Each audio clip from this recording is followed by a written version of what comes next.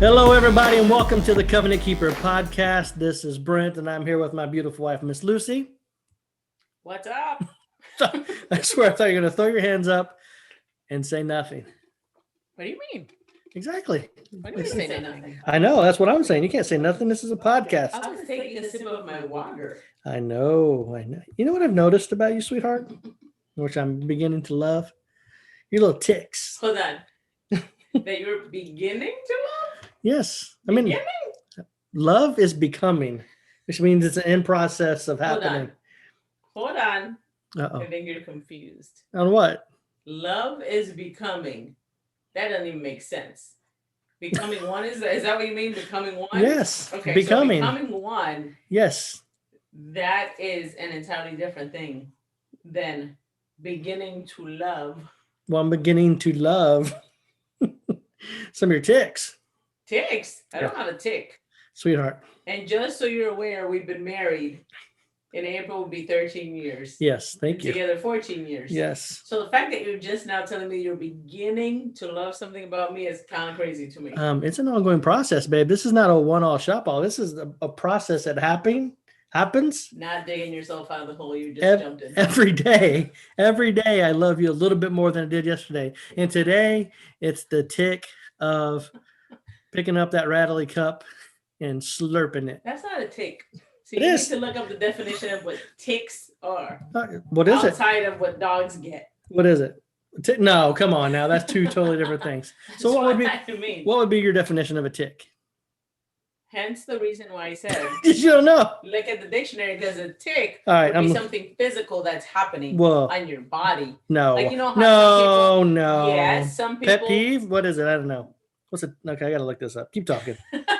Keep talking. You know how some people sometimes have like a little squint thing that happens, like it's something neurologic that happens that people like you can see on their face that they don't have any control over. That's a tick. All right, so how do you spell tick? It's not how to spell tick like on the dog. What's the tick that the tick that you got with that cup? That's not what we're talking about today. How do you spell it? We're not talking about how do you spell it? And the whole cup tick. thing. It's not a tick. Tick. How do you spell it? Not a tick. How do you spell it? Okay, for all you people listening out there, not a tick. I'd like to drink lots of water. The water drinking is awesome. Water. I must spell. My husband is not a big water drinker all the time like I am, so it's something different. You know, we talk about differences between husbands and wives, and that God brings us into relationship because there is something that I have that you need. Yeah. And something you have that I need. Yes. And right now, what I'm seeing that you need is to drink more water. Oh my gosh. Get out of here. That's part of me. That is something that God put in me. And I love to drink water all the time. And you don't. And maybe that's part of what, I have that you need. No. The thing is, see, like before we do the podcast, the water thing comes out and yes, and water's always with me. When do you not see me with? In the car, we can be driving and we're stopping to get everything out of the car and getting ready to get out of the car. I'm out of the car. I walk around the car to open your door, right? Come around, open your door, to let my queen out of the chariot. And she's there putting on her lipstick, drinking her water, very, very slow, like methodical. I'm like, babe, we've been sitting in this parking lot for 15 minutes. Come on. No, you're such an exaggerator. Come on. For everybody that's listening again, step out of the car. My husband, who I love so much, is super dramatic and should have gone to Hollywood for a career in front of the camera because he is drama all the time. And the last thing to get out of the car is that cup. That's right. With a little. I hear it in the morning. Don't be jealous. Don't be jealous. I hear it in the night. Are dehydrated. Get out of town. Of the day. Okay. Yes. All right. So this takes us right into the topic we're going to talk about today, guys. The question I want to ask, though, is, are you a manipulator? A manipulator. A manipulator. Hold on a second. Yes. You just said this just takes me into the topic we want to discuss today. Yes. What of the conversation we just had sounds like manipulation is happening? Well, I guess we'll have to see how the podcast comes out to see where. Outside of you not drinking water and I'm a water drinker. I don't know. By you saying that, are you trying to manipulate me into drinking water? Nope. Okay, let's see. Let's drive on and see what happens. So, in all seriousness, manipulation in marriage, right? Mm-hmm. That question I was asking is like, I wonder how many of us are actually manipulators in our marriage and we don't even recognize it, right? Like, can you be a manipulator and not even know it? Well, I'm sure some people can. I mean, babies, right, learn to manipulate things from early on, right? Because they need the parents to help them out with life. Like they can't do anything on their own. Now, I wouldn't really see it as manipulation when you're an infant. Like you need your parents to do everything for you. Right. Like that's just where you're at in life. Right. But as you start to get older, that's where like some great parenting skills come into play, right? Because you start to help kids navigate through their days and learning, how to do certain things for themselves, of course, as they get past a certain age, right? Where you're no longer needing to do every single thing for them, but now you're teaching them and training them to do certain things on their own. Right. Now, sometimes if we're not careful, right, because we love our babies so much, we can grow up kind of handicapping them in ways such as, like, for example, we fail to teach them certain life skills in the name of parenting, and I want to help them out. I don't know what would be a good example. Like I'm thinking about our kids. Yeah. What about them?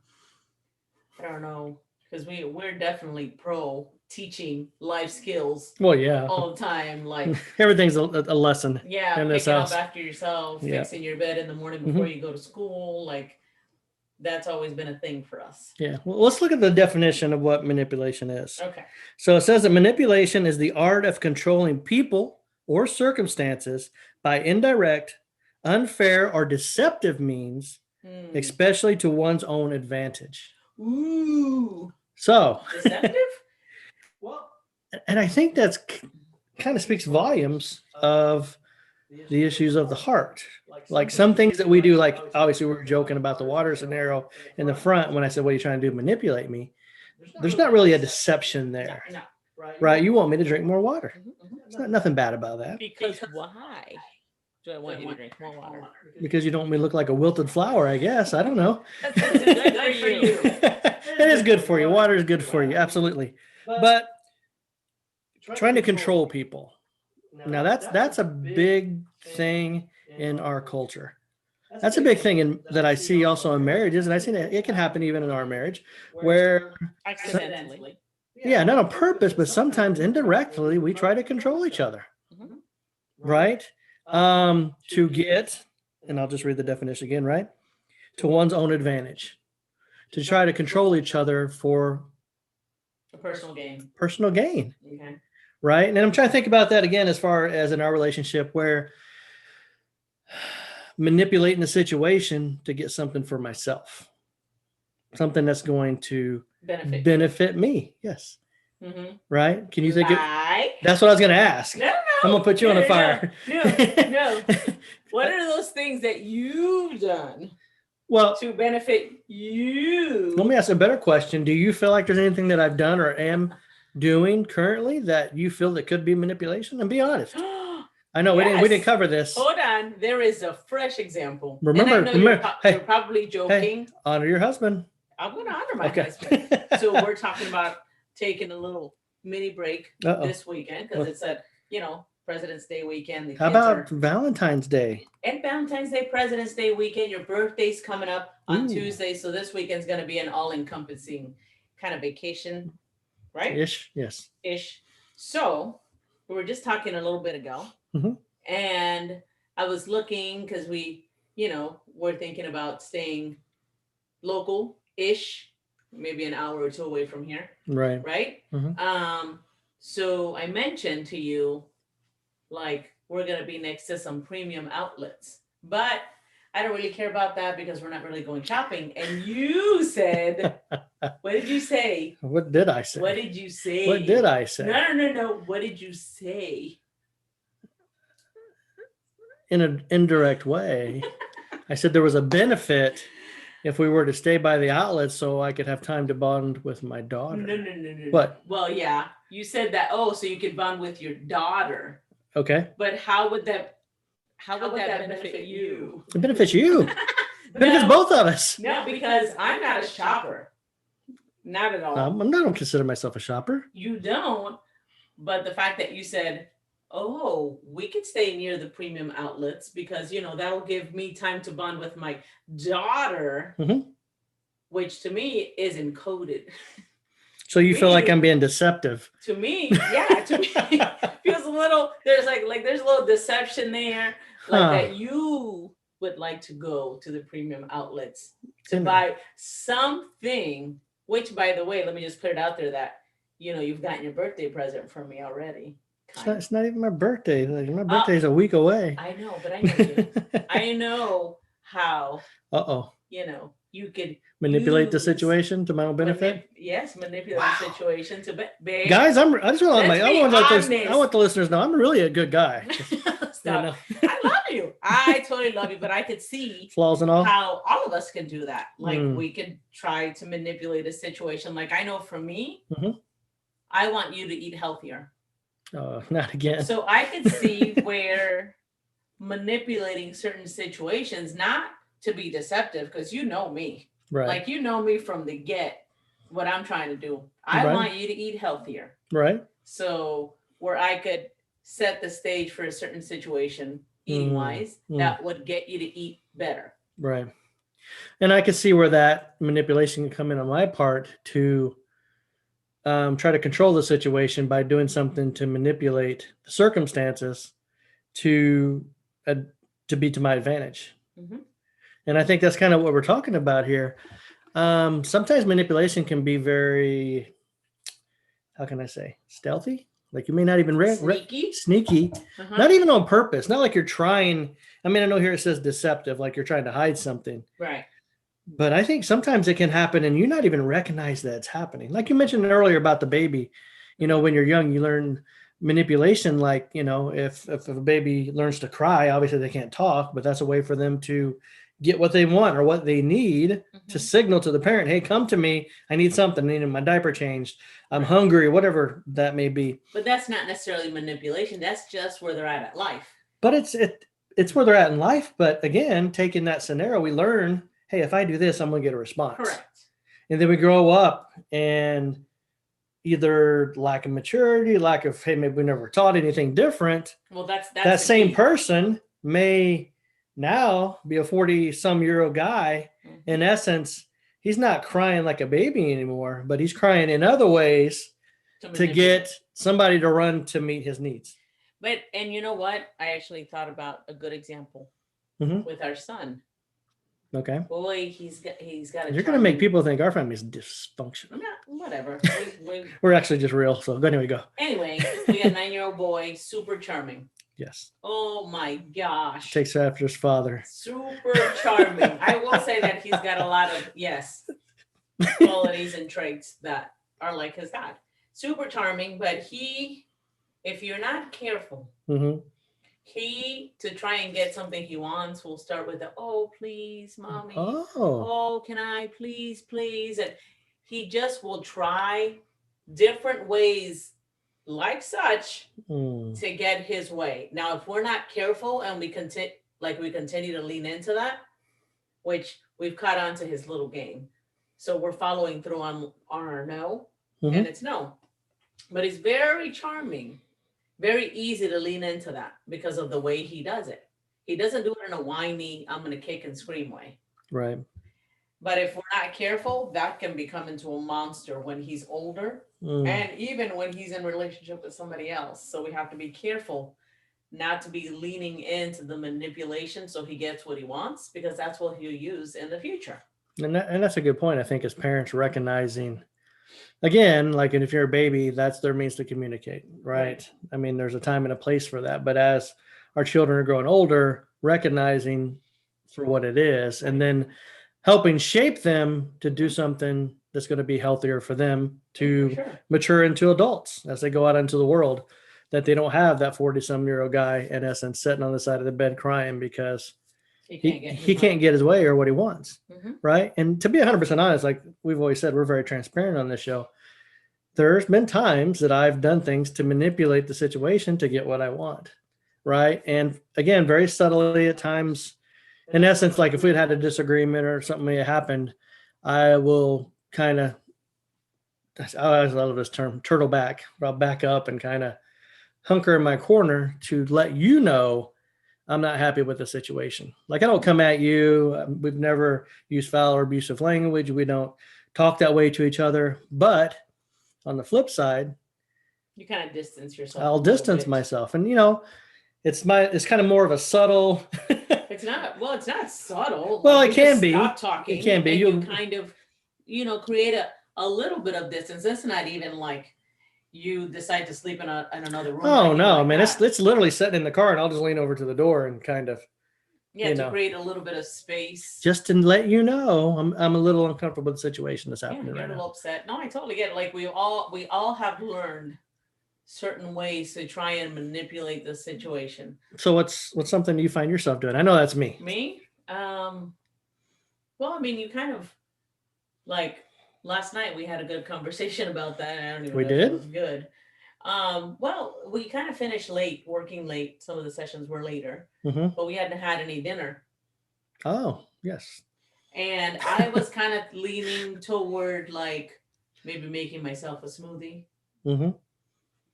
It's kind of healthier before bed. And always hoping that you're going to be like, you know what, that sounds like a good idea. Just trying to keep it healthy. And you're like, babe, do you want me to eat what you're eating or have what you're having? Is that what you're trying to make me do? And you kind of play it out. You're just kind of. In the moment, I didn't want to admit it, but that is what I'm hoping, that you start choosing healthier before bed. I just am. Now, most of the time, we're not having stuff so late at night. Right. Yeah. We don't try to do that. But when we do, I would prefer that you choose something that's healthier. You are just feeling hungry and you just go for the first thing that you see. Okay. Yes. And to shine a little more light, I obviously it's later and I want a quick meal before we go take a shower. Tell people what you wanted. Okay, it's going to sound bad because when I say it, you're going to think McDonald's, but it's not McDonald's. It's literally just the little chicken nuggets, little small, little quarter-sized chicken nuggets. I was going to have like maybe 4 or 5 of them, and just something to get in my stomach. Right, because I hadn't eaten since like noon, 1 o'clock. I don't know, something crazy yesterday. Okay, listen, and obviously I hadn't drank any water all day long. So listen, 4 or 5 of them. You don't typically have 4 or 5 chicken nuggets. Sweetie, maybe. I'm maturing in my self-control here. The Holy Spirit's working strong on this one. Literally, like max, maybe 6. Okay, I'll go 6, half a dozen. But I just went in there. I seen it. Okay, well, this is something I can throw in real quick. No big deal. And when I went, I don't know if I pulled the bag out. You're like, well, what are you going to like? What are you going to have? And you're going to correct me. I'm probably going to have my own scenario, what I saw here. And I was like, I got chicken nuggets. Oh, really? That's what you're going to eat? And I'm like, hold on a second here. And that's where, again, guys, this is subtle. This is real life. That's where a little bit of the manipulation comes in because it caused me to respond, right? Kind of step back and okay, what's happening here right now? Like, what's really going on? And again, you weren't trying to be deceptive. You weren't trying to be mean. Like you said, you just had an expectation that I was going to do something other than what I was doing. But see, that's having an expectation. I do not see that as manipulation because But your response could be manipulative. It could be. I wasn't trying to. You knew I wasn't trying to be manipulative. I'm legit trying to get you to eat better, eat healthier, because I love you and I want to grow old with you and raise our kids. Wow. And grandkids and great grandkids. Like I love you, so I'm gonna try to control the situation. No. Did you want me to eat that food? Did you want me to eat it? Did I want you to eat what? My chicken nuggets last night. No. You know what I've come to notice? And you guys have listened to the podcast at any period of time. Food has been a stronghold in my house. And not in a bad way. Like we've had, I don't know if we shared have we talked about the calzone on the podcast? Yes. All right. So if you go back and listen, somewhere in our podcast, we talked about a calzone moment.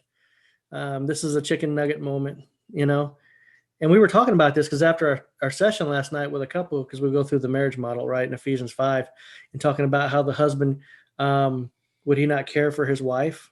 Like if you were hungry, would you not feed yourself? And I'm paraphrasing.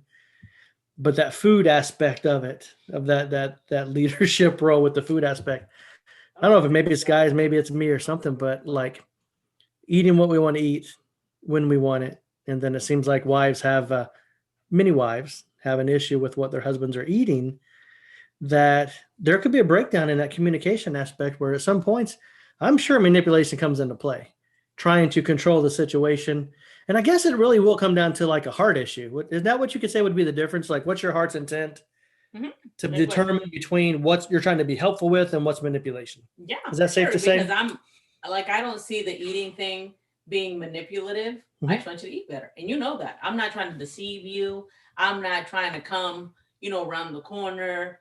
Like, not trying to do that. You know my intentions. Right. You know them. I'm not trying to manipulate anything.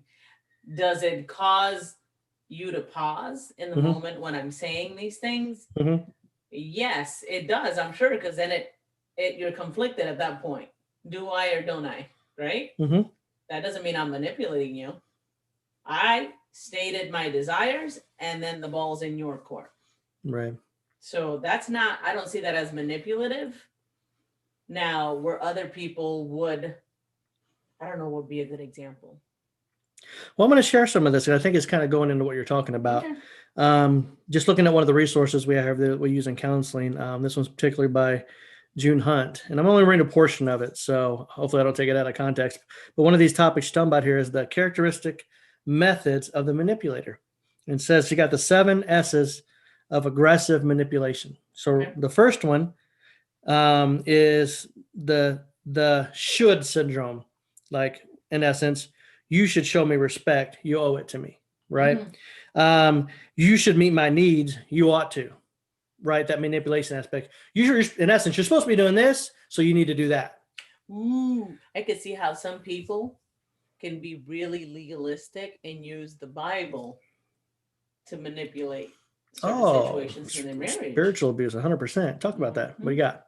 Well, just like we're husbands. I'm going to pick on husbands for a second. Because, hey. It could happen. I'm just messing with you. Wives, submit to your husbands as unto the Lord. Tell me you haven't seen husbands manipulate in their marriage based on solely that scripture. 100%. And that's what they call, actually, there's a term for it called spiritual abuse, where you're using the Bible as a weapon to get the other person to respond in the way that you want them to, taking scripture out of context, right? Just taking it at face value, which we've seen it throughout history. The Bible can be used as a weapon to make it say what you want it to say in the moment that you want it to say it. Right. To manipulate, it's a perfect example, to manipulate someone to get them to do what you want them to do in that moment in time. That's a great point, babe. So that example there of that 7 the 7 S's of aggression manipulation, it says here that the manipulator implies, if you don't meet my expectations, you're guilty of neglect.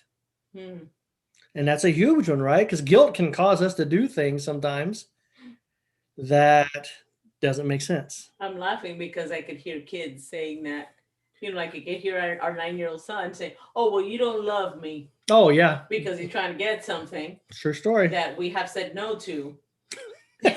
Kids. I might have said that, so he might have picked that one up from me. When? Baby, if you love me, you'll give me a kiss. Oh.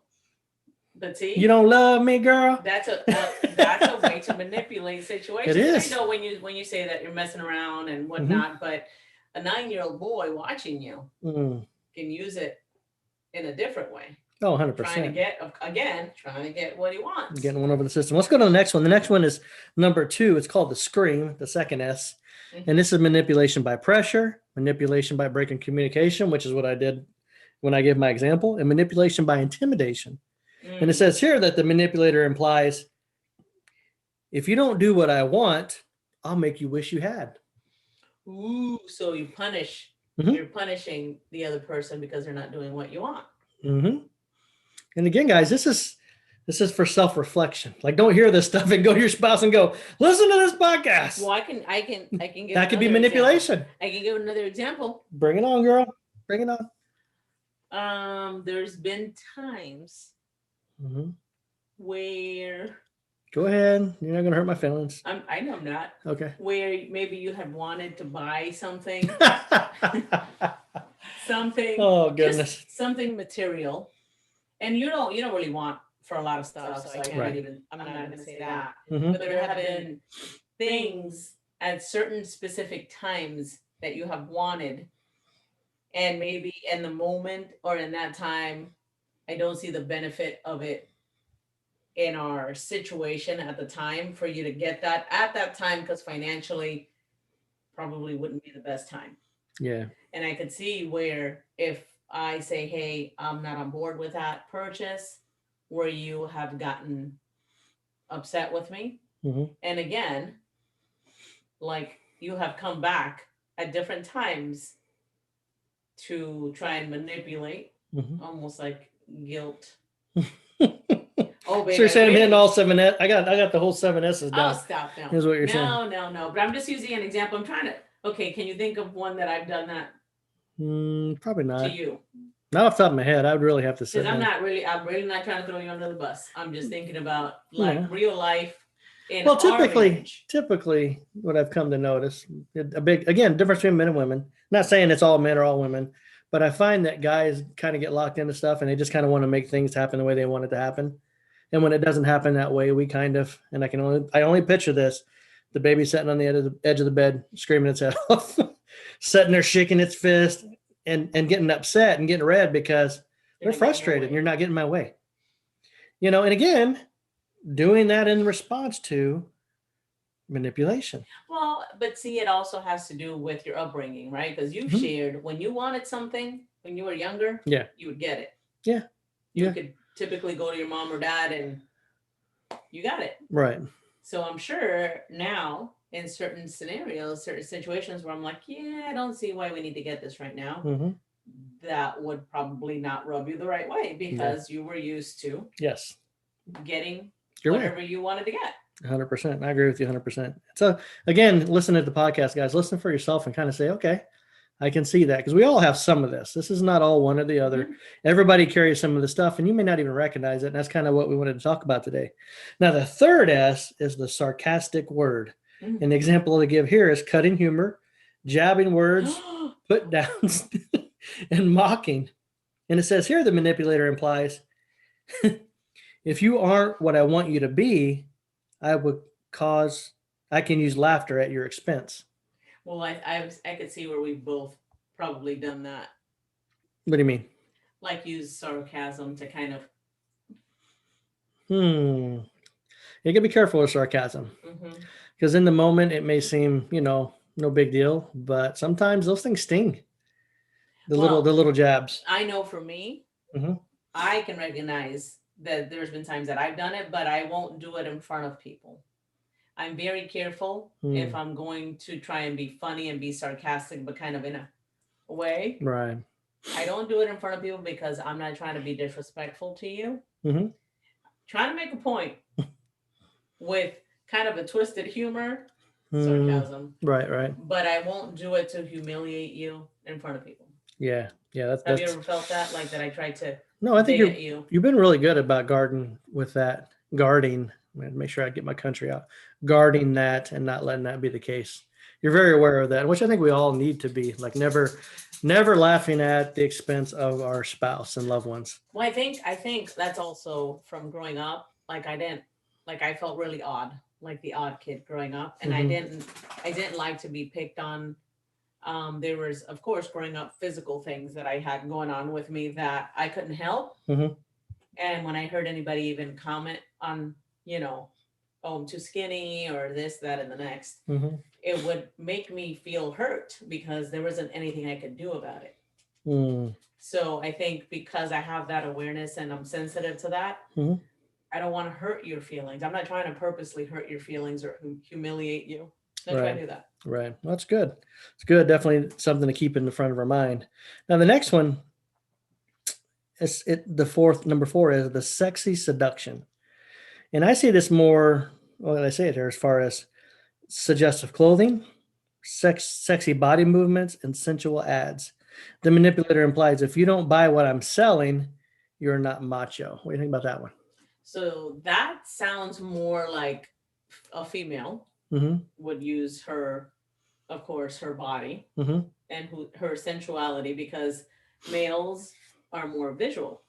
Right. So I could see where a female would try to manipulate a situation with, their sexuality.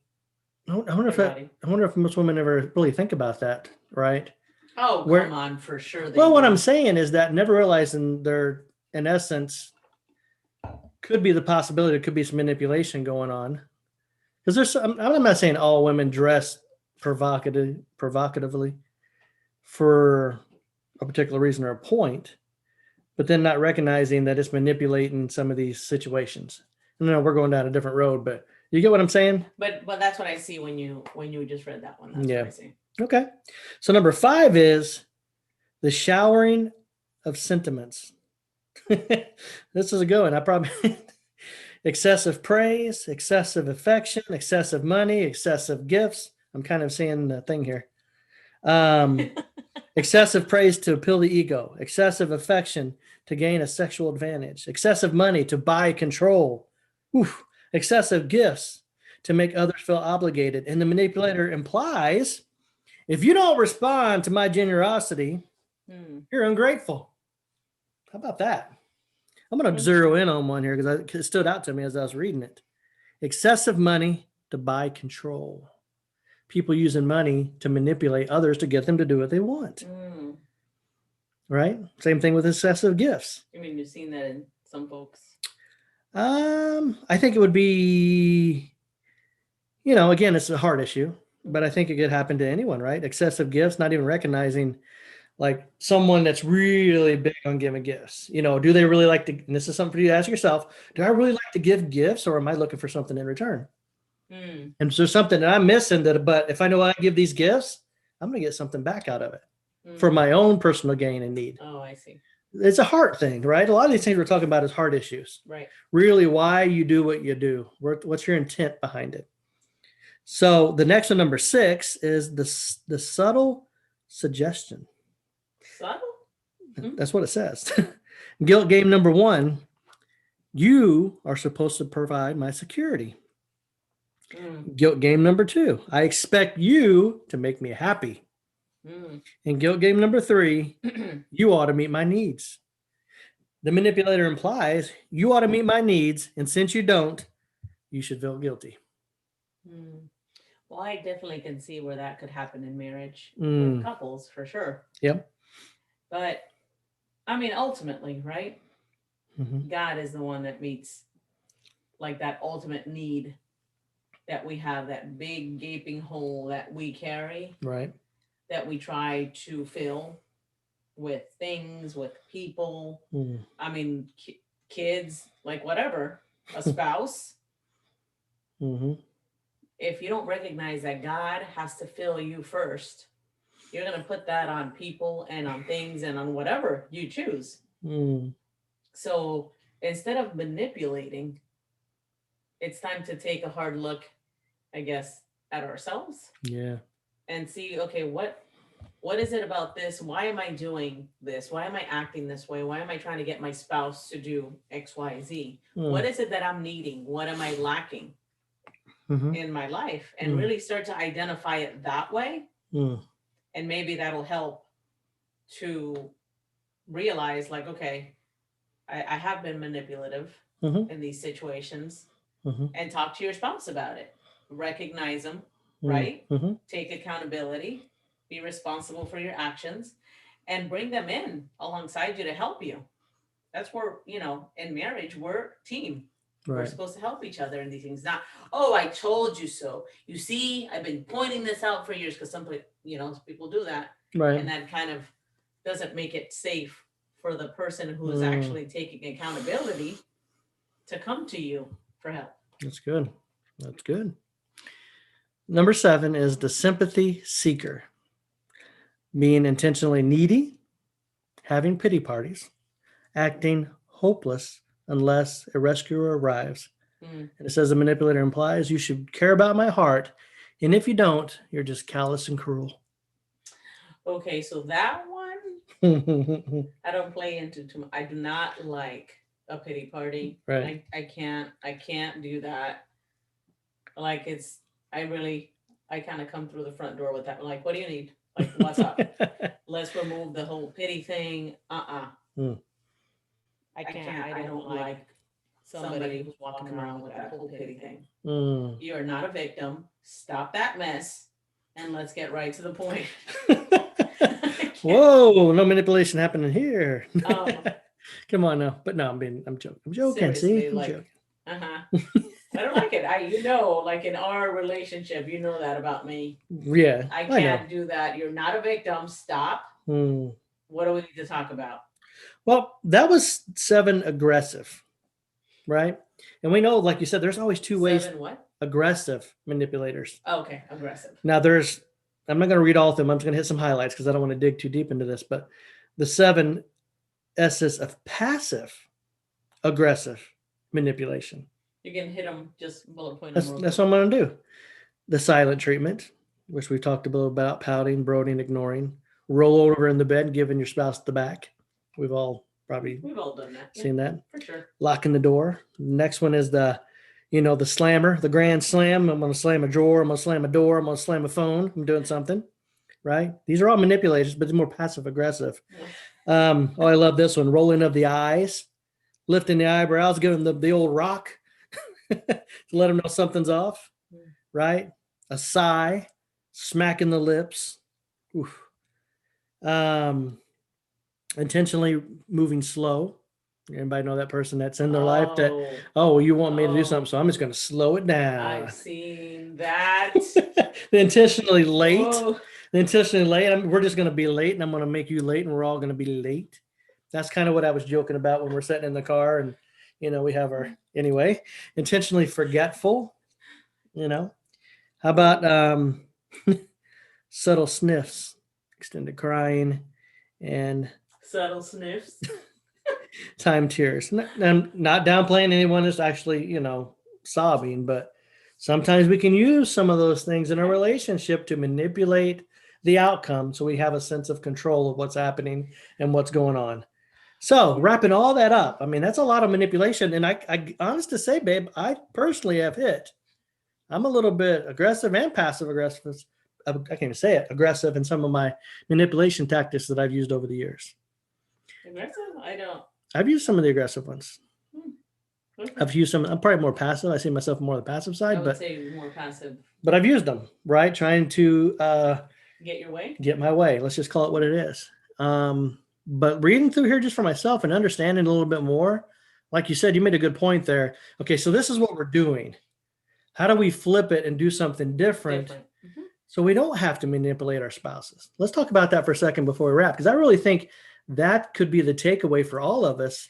Well, before we go to that, I just want to say, I know we just recently, not too long ago, had a conversation about this. I would ask women, right? I'm just talking about wives in marriages that have kids, right? And I know a lot of women can empathize, because I feel like women can understand where you're saying, I can see how I use some of these things to get my way. Right. But like for me as a mom, it's easier for me to give of myself to my kids, to you, because of my kids. I feel like having kids has humbled me to the point to where it's I don't have to manipulate stuff. I would rather give, and it's easier for me. Okay. But I feel like for men, sometimes, not all men, but sometimes for men, it's a little bit more difficult. So they can use manipulation to try and get certain things the way they want it. So you're saying guys are more selfish? I didn't say that. You said that. I'm asking a question. But I feel like for moms, moms. Well, you guys are giving. Okay, you say moms. moms give their body up for at least 9 months, most cases. 9 months. Okay, I'm giving you a lecture. Until they turn 18. But what I mean is, you're in that time frame, you're carrying a physical person inside your person. Yes. Like you gave your body away, in essence. Like, this is going to do all kinds of stuff to you as a human being. The stuff that even to the scientific mind just blows it, how the human body is able to do this. Only God. And anybody says there ain't a God, come on, man, look at that. Like, that's pretty amazing. Well, ask a guy, which again, we can't do that. Right. To carry something around for an hour, most of us start complaining, like, come on, guy, pick up your own weight, let's get trucking. And it's a different personality, different mindset, different everything. Well, I'm sure God meant it that way for a reason, right? Oh, I'm sure. God, I'm not. Yeah. Right. But I was merely touching on that. Yes, because of the selfishness that I believe is a kind of a root of manipulation, right? Because you're trying to get something for yourself. There's that heart thing again. So the selfishness, it's a heart issue. Yep. The selfishness causes you to have this behavior, to manipulate things to get your way. So how do we get out of it? How do we not be so, I can't even say the word, manipulative? Manipulative. Is that right? Well, first of all, you'll have to identify it for yourself. And that's that heart check. Really having that heart check and asking yourself, what's my intention here? Is it of God or is it of the flesh? Right? Because the flesh is going to lead you down that road to, in essence, God's not making it happen, so I'm going to make it happen. To be selfish. I'm going to put things into play that gets the outcome the way that I want it. So it's almost shifting it, like, what would God want me to do? Yeah. Like, first you have to recognize if you have manipulative tendencies, you have to recognize that for yourself. Right. Right? And if you feel safe enough to where you can go to your spouse and say, I'm having a hard time with this. Can you help me understand if I now that takes a lot of humility, right? You go to your spouse to say, help me understand if I have manipulative tendencies. Oh, that's good. But you have to feel safe. You have to be in a safe environment with your spouse that you can bring that to your spouse and not feel like they're going to use it against you. And that's what I wanted to talk. Beat you down. 100%. And you create that safe space by being that safe place for them to come to. So when they do bring something to that, you don't respond in a snarky remark. You don't try to be critical. You don't try to beat them down. You don't use that as an opportunity for you to flip it on them. Right. Really be that open place to hear what they got to say, to create that bond where there shouldn't be that delay in coming to talk to each other. Well, that you are a helper in that sense. You're coming alongside your spouse to help in this situation. And you know what? I'm sure all of us at some point or another maybe have struggled with some manipulative tendencies. The key thing is recognize it for yourself. If you're really struggling, because some people struggle with it more than others. Right. If you're really struggling with that, like, recognize it and then go to your spouse and seek help. That's good. And then also, as always, pray on it.